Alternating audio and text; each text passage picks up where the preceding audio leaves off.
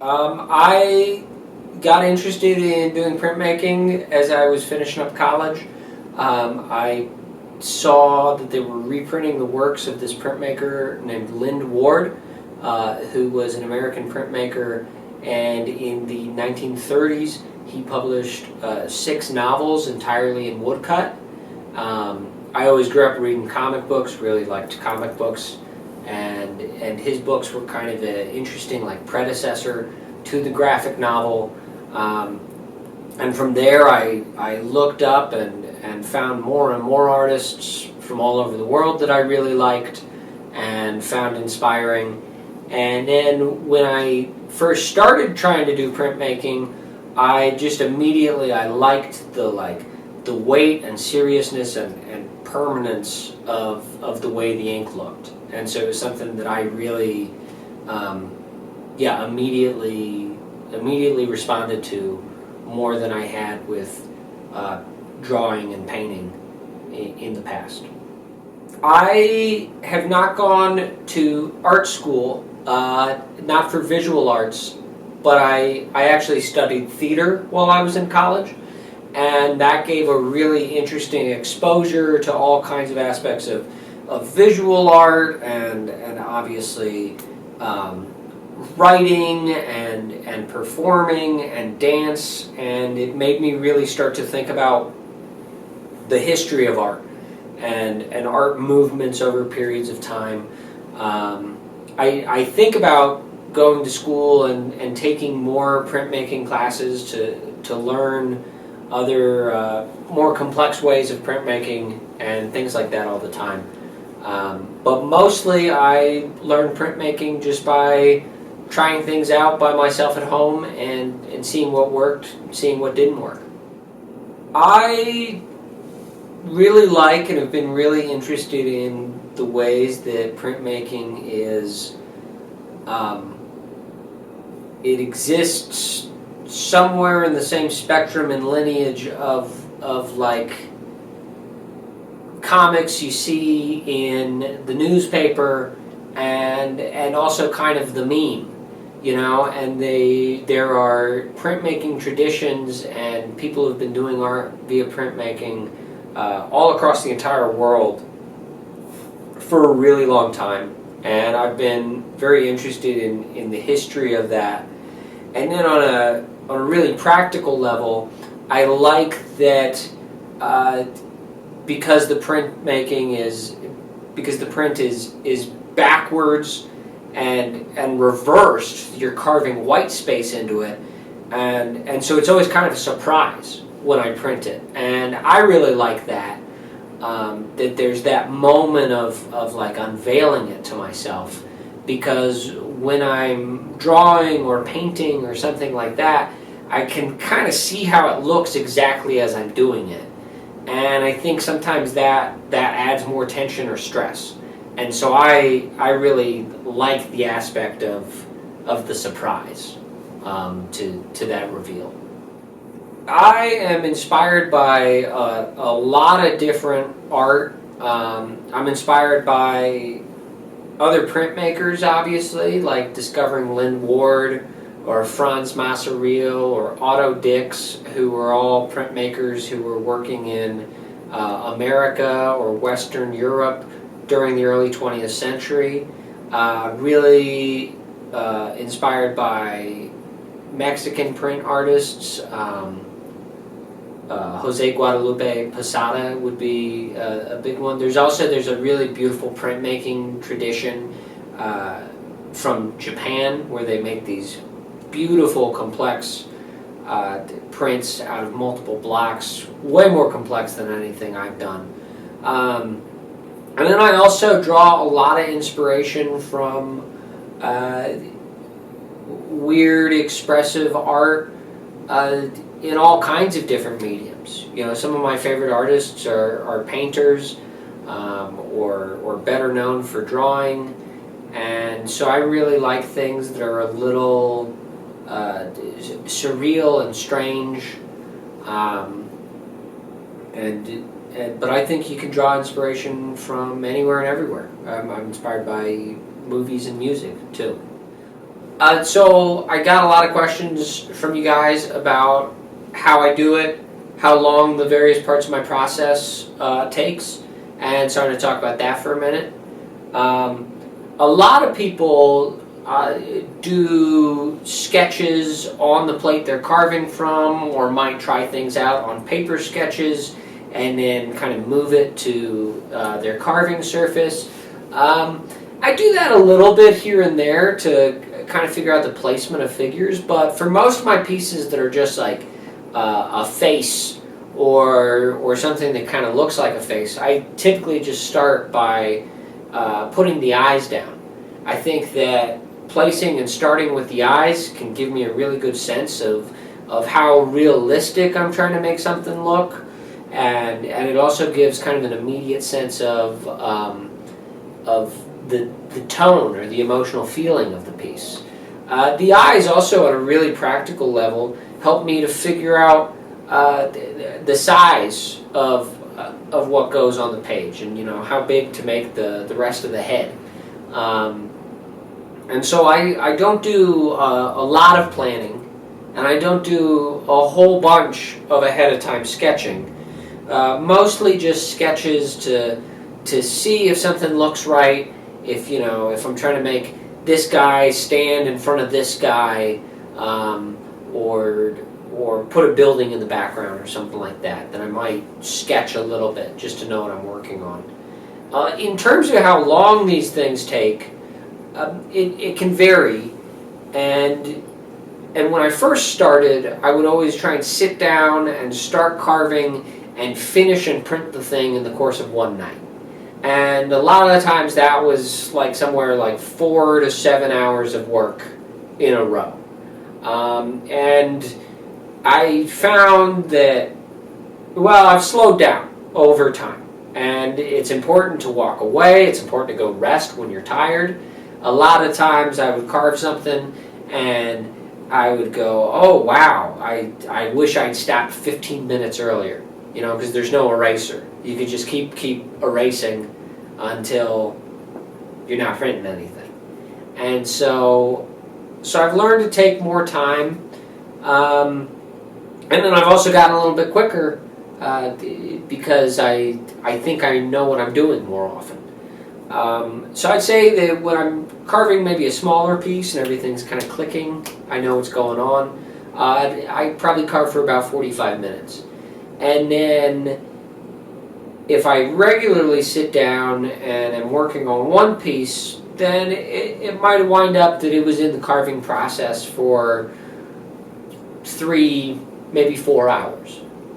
Printmaking, depending on how many prints I want to make, if I'm printing more than one stamp at a time, etc., etc., that might take anywhere from a half hour to an hour. One thing you'll find carving and printing in Colorado is that your ink, particularly when you're using water-based ink, which is what I primarily use, will dry out because we have such dry air here. And so it can be useful to either put a humidifier in the room you're printing in, or to use some kind of ink retarder or ink emulsifier that'll slow down the drying process. So I hope that has answered your questions about the time. I once received the Citizenship Award in the 8th grade at Twin Peaks in Longmont, Colorado. If your question is about winning awards for art and stuff, I have not really been awarded, because typically you have to enter into competitions, and I have learned about myself that I just hate to lose. And so I find it much better to just kind of keep going and challenge myself. I will say, though, that I have experienced things that have felt like big awards and boosts. Publishing a piece of work someplace where maybe you haven't, or getting to do a show, and at first doing like group shows with people, and then getting to do your own shows, or shows that are just with 1 or 2 other artists. Those are really great ways of like identifying progress you've made. And honestly, things like this too. I mean, the idea that that your teacher found my art somewhere and was like, oh, this guy might know what he's doing. And then to get your guys' criticism and be able to answer your questions, those are all really cool things in and of themselves. Do I make a living off of art? I do not. And I, someday really hope to. I feel like that's a long-term goal that I am continuously working towards. And I do feel that over the last 3 to 5 years, I've been able to sell pieces for more money than when I was first trying to start selling pieces. I have certainly sold more, have more opportunities to show my work to more people. So I feel like I'm steadily making small progress towards it. I will also say, though, that I think it's really hard to do, and it can be a really frustrating process to try and figure out why you aren't making more money, or sometimes other people people don't like my favorite pieces of mine that I make. Sometimes as much as a piece that I don't like as much, so it's really hard to predict. And I also think that setting benchmarks or expectations for yourself that you have to make a certain amount of money off of your art to be successful or anything like that are really tough, and are setting yourself up for some defeats that'll feel really personal sometimes. And so I think it's important to have a really good friendship with the process, and really enjoy making these things. And so I try and keep myself in a space where I enjoy and like and to continually choose to make them for myself, as opposed to feeling like it's a job. That being said, if it ever became a job, it'd probably be better than a lot of the jobs I've worked, so I'd do that too. To the question of, is it hard to get noticed in Colorado, especially as compared to places like New York, California, Florida? That's a tricky question. On some level, definitely, yes. There's this perception that art is happening primarily on the coastal cities, and so we all have and kind of believe in this idea that the artists are off in these cities. There are pros and cons to those cities. A lot of people show up to those cities every day of the week to come claim their fame and fortune as an artist. I have felt grateful to do my art in Colorado because I've really been exploring art from all over the world and all over history to see what engages me. And I think that maybe if I was in LA, I would feel a greater pressure to look and behave and make art like an LA artist. But I also think that it can be really challenging and at times super frustrating to figure out how to get people to look at and engage with your art. And I think that's a challenge that every artist everywhere faces, either because there are too many other artists and too many galleries around to know how to make your stuff stand out, or because you feel like there aren't as many opportunities. And so I do see the way that Colorado is chiller and less fame oriented, and And I also think that, at this point I've been doing the printmaking and engravings for like 8 years, and a little over 8 years, and if I had the pressure or expectation and there was like a cool kids club I was trying to fit into the whole time, I don't know that my artistic ambitions would have always survived that. So there are good things and bad things about making art wherever you are trying to make art. What is my daily schedule? Well, as we mentioned, I do other jobs to actually pay rent and eat, and so a lot of times they take up a good part of my day, and that kind of pushes art into mostly the evening hours for me, and the weekends. I also really like to read. I think reading is an important way to take in all kinds of new ideas and kind of exercise your mind. And then I also spend too much time on the internet and watching dumb stuff on TV. So I feel like art is something that I make and will have a really good stride or mindset for, sometimes from about 7 p.m. to 10 or 11 p.m. If I'm on a piece and I'm really excited about it, I might let myself work later.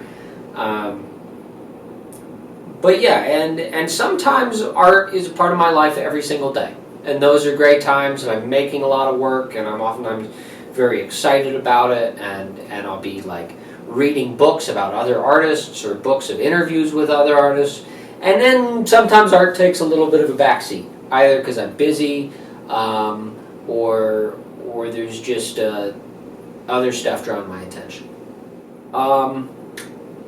Again, to the questions of how often I work on printmaking, or how long I put into printmaking a week, I'd say that there are periods of time, particularly when the weather is kind of cold and crummy outside, and particularly when the days are shorter, where I might work on printmaking, 4 days out of every week.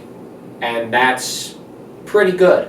And I'll be cranking out pieces, and on those times I might spend 10-20 hours a week on printmaking.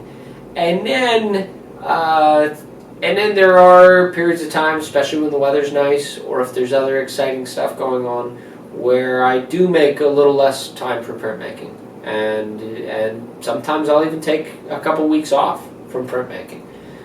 If I'm hanging out with friends or going to concerts and movies, or sometimes if I just don't feel like it. And it's okay to take that time off and take that space off, because I've taken enough breaks from printmaking that I always know it's here for me to come back to. And sometimes if you go do something else for a while, like if you're also interested in music, or you like to act, or you have a different version of art you like, you can go do those things for a while, and sometimes when you come back to printmaking,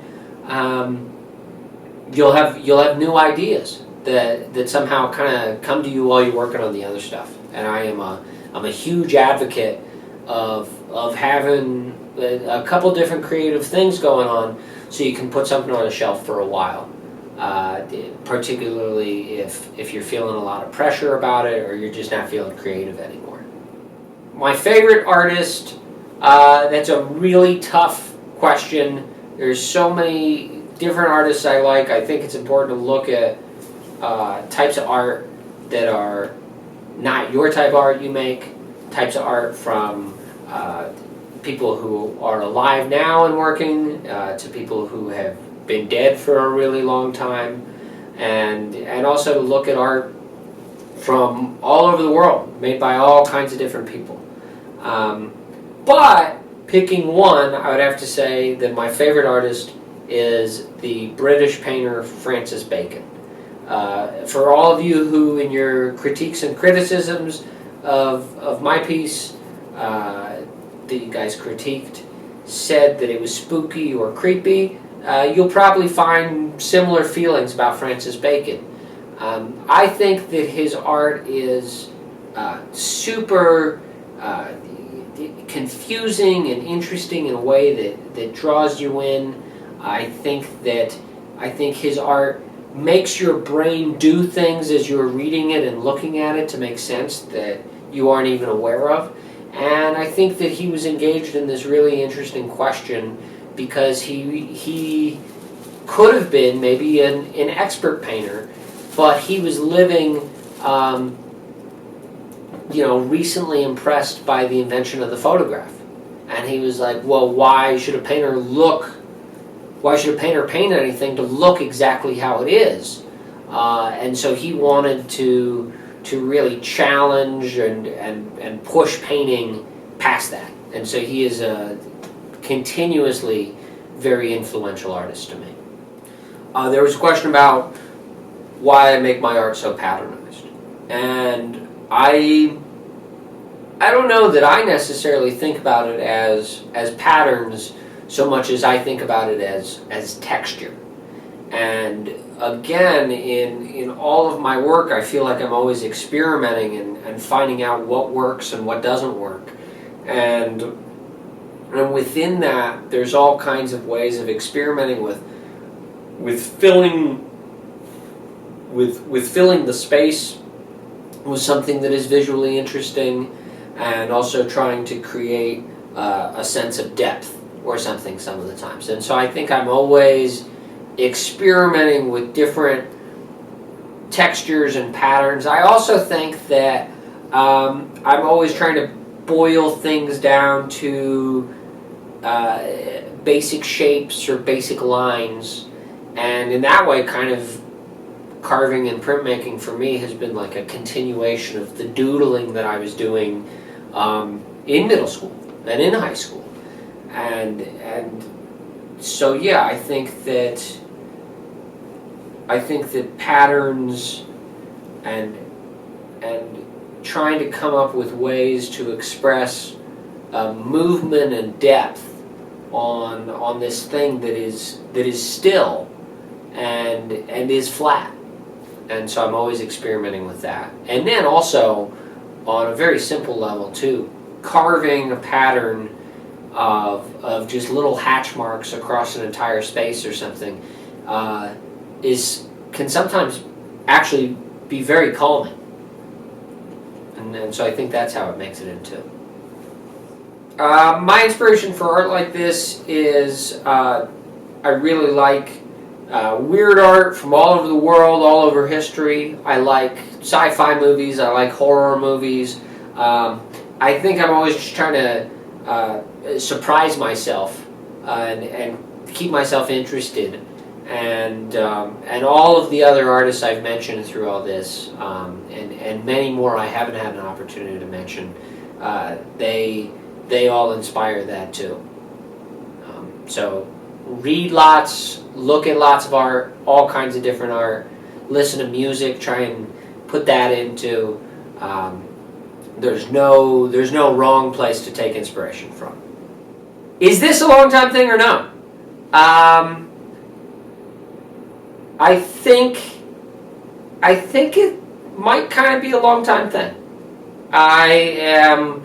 I started it right after I was done with college. I was 23. I'm 32 now. So that feels like kind of a long time thing. And as I continue to make art, I meet other people who like my art and respond to that.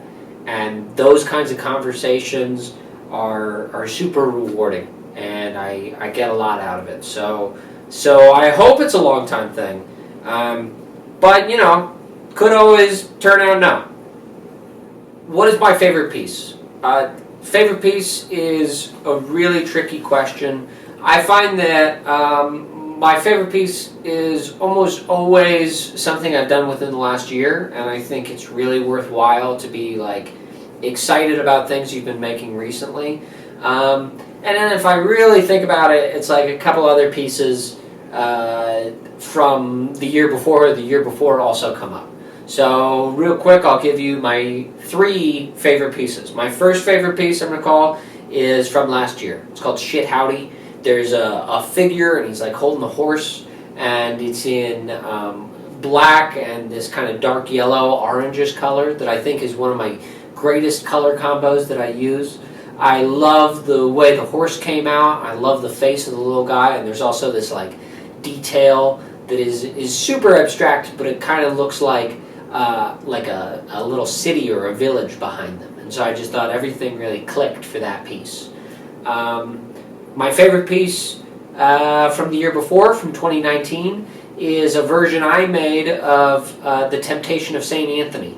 And The Temptation of St. Anthony is this biblical story about this monk who stopped eating, and then terrible demons started attacking him and everything.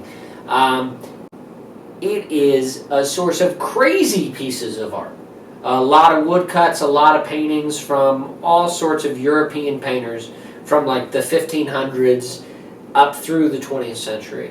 And so it was really cool to like make my own version of it, and participate. I feel like if I was a guitarist and I learned a guitar solo from, my favorite album, it was that kind of feeling.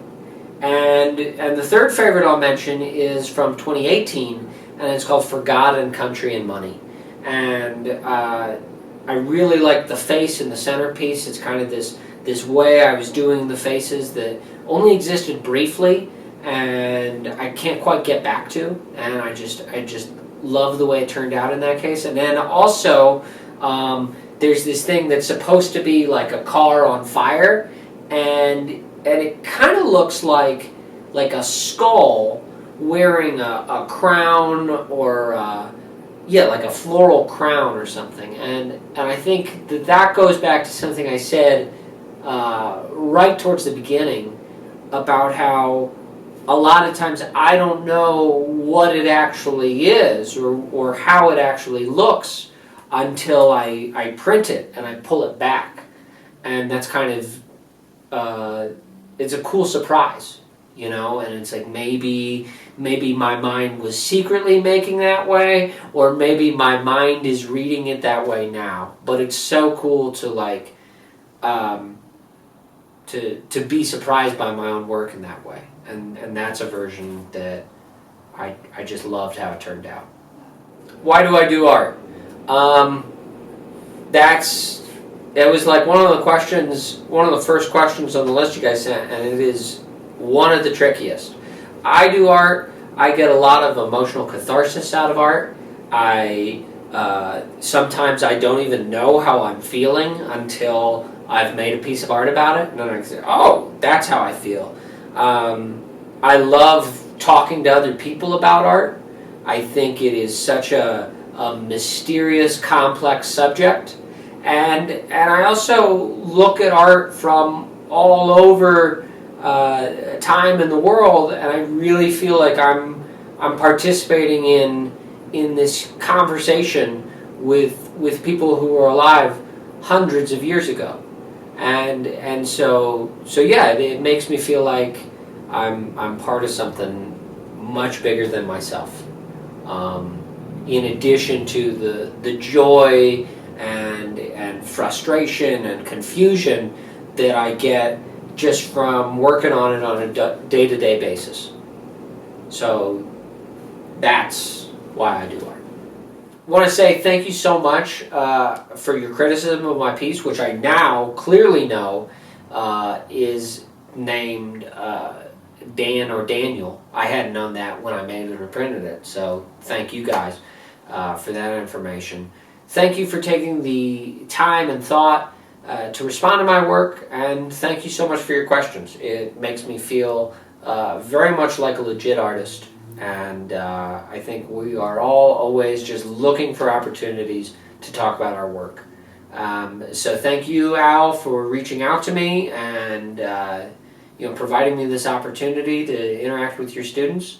And thank you to my friend and neighbor Maya for filming this and allowing us use of her apartment, which looks much nicer than mine. After all, mine is an artist's apartment.